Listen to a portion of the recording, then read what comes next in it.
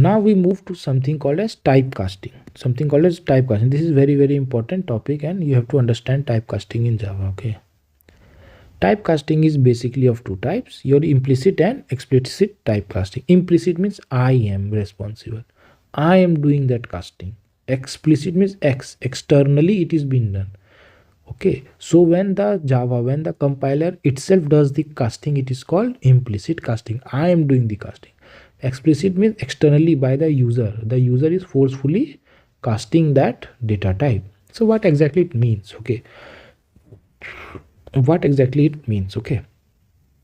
So here implicit type concept is converted automatically by the compiler to higher data type, and this is converted forcefully by the user. And this is your hierarchy. Hierarchy means this is how the hierarchy looks like. So the smallest one is byte, then you have char, then you have sort, then sort se bada is integer, then greater than integer is long, greater than long is float, and the biggest data type is your double.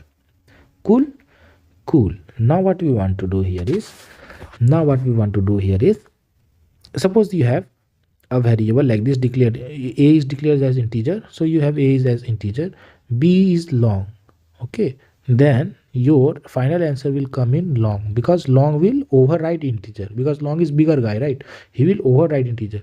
Okay, why so? Try to understand one thing. Why are we saying that? Everything has to have a reason. Okay, everything has a reason. Okay, try to understand why so.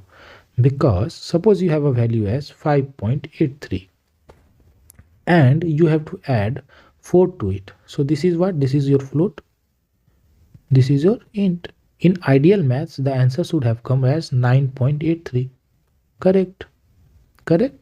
And what is 9.83? 9.83 is nothing but float, you see.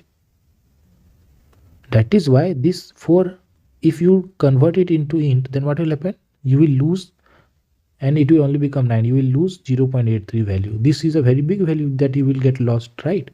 So that there is no lossy conversion. Java always converts into higher data type.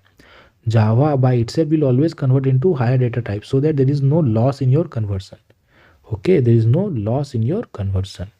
Okay, because sometimes the loss in the during the conversion can be very big, which will cause the errors. Okay, so this is your understanding why it does like this, and it will always go into higher data type. And then suppose you have something as here, we are explicitly forcefully doing this.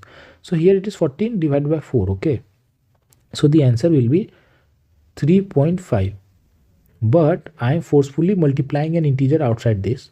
So what it will do, it will convert this 3.5 into an integer, so 3, and then your answer will be 3 here. So we are forcefully removing the forcefully applying some data type here. Okay, understood? Similarly, you can also apply a bigger data type. Suppose if you write double d equals to 12 divided by 3, so what will happen? It will cut everything 4, and the answer will not be 4, it will become 4.0, because it is double. Okay, there are a lot of mistakes that you will create here. If I write something as 14 by 4, you might think the answer is 3.5, but this is wrong.